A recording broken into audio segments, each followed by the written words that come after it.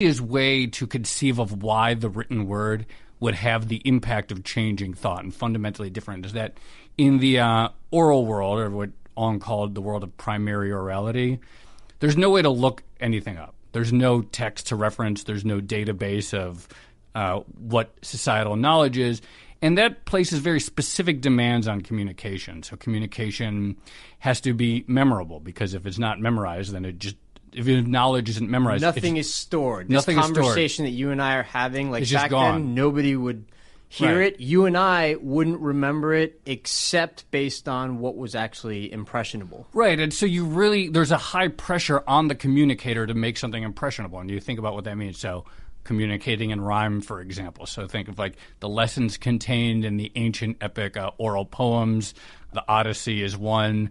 It's poetry, and it's poetry for a reason, because poetry is more memorable. In fact, I think scholars think that the Odyssey was probably sung. Songs are more memorable than poems. It's very easy to recall song lyrics, even if they're the same length as poems oftentimes. Repetition is another technique that would be, if we were having this conversation, I would just keep repeating the same thing over and over again, hammer it into you, stuff like that. And in reading the book, it occurred to me that there are a lot of sort of similar demands with the age of social media. That the way we communicate online, some of how we're pressured to communicate, creates some similar effects. It's, complicated ideas that you sort of have to go and pore back over. That's not how you tweet, or, those aren't the tweets or Facebook posts that go viral. What goes viral is a simple, clear message. Sometimes a hashtag can be incredibly powerful for making an idea spread. And so I feel like often our current age of media, in a way, feels like and has some of the same sort of pressures as the age of primary orality. What we call social media is this sort of broad world of posting things and commenting on things is not really the same as sort of the literate mindset where you sort of think about reading some authoritative document, but more like the oral world. In the oral world, thoughts and expressions were, in Ong's words, aggregative, not analytic. It sounds like it helps if the language is visual, if the language is descriptive, and if the language is very simple. Well, one of the famous descriptions in the Odyssey, the wine dark sea, Homer's description of the water, and it's used like 18 times in the book. So why do you keep hammering that phrase? And it's sort of it makes it memorable. It conveys this image, association of like permanence with the thing itself. It's sort of this packet of information that sort of comes together and savable. And, we had this election, and we had a candidate who also spoke very empathetically, obviously, Lion Ted, Little Marco, the Phelan New York Times, Crooked Hillary. Yeah, who is also, it's sort of weird to think of Trump as sort of the Homerian poet of this election, but I think these things really stuck. I mean, at the beginning, like Trump calling Marco Rubio Little Marco kind of seemed, sort of funny. But then think about like how well that whole Crooked Hillary line essentially defined the entire election.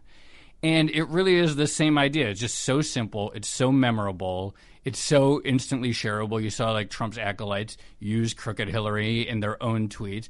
And it has the effect of, in a very small amount of space, really sort of conveying and packing in a lot of information. Right. And in Trump's speech, you also included the next two examples. Actually, one is redundancy. You repeat something over and over and over again. Right. And in the analytical world, if you were to see that on the page, it would look kind of ridiculous. Why does this person keep repeating himself? I can just read it, okay? And I read it the one time, and that's it. I can go back to it. I can see it.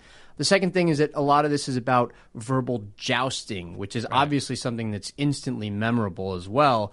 And in the oral world, these things do seem to work. Right. I mean, you even like imagine yourself in a bar with friends. Ong talked about this. Imagine yourself in like an outdoor market somewhere, haggling. When people are around each other in the flesh, they want to one-up each other. They want to show they're wittier than the other. Sort of text and books have the effect of sort of divorcing the author from the text itself, and so the text is supposed to stand on your own. You're supposed to judge a text on its own arguments, not what you think about the author.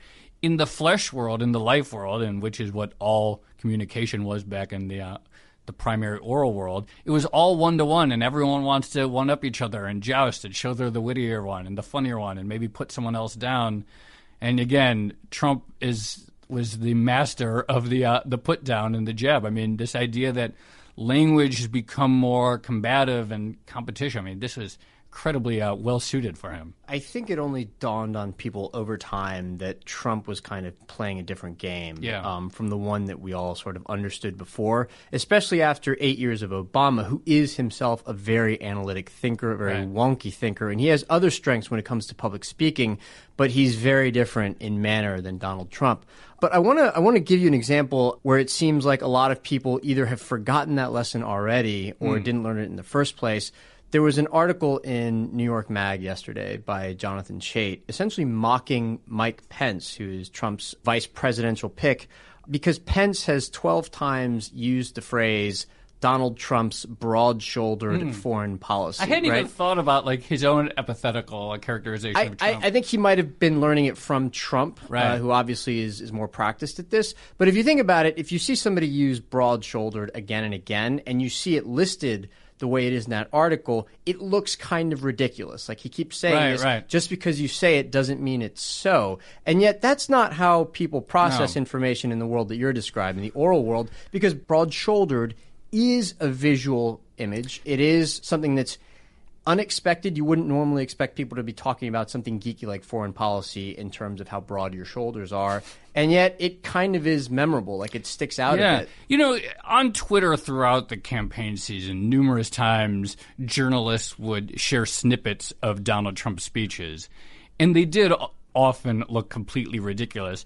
But it's silly. I mean, he wasn't writing policy papers. It was talking. And so if you're reading talking and you're judging talking based on how it reads, of course it's going to look absurd, but that wasn't what Donald Trump was doing. And people at his rallies, including many people who did not like Donald Trump, say watching on TV, thought that his speeches were quite magnetic. And one of my favorite examples, and I use it in the column, was he was talking about leadership. I think his quote was like, I'm a leader. I've always been a leader. What I do is lead. You tell people what to do, and that's leadership. Something like that. So he said the word lead or some variant of it 5 times in 5 sentences. I mean, it reads ridiculous, but then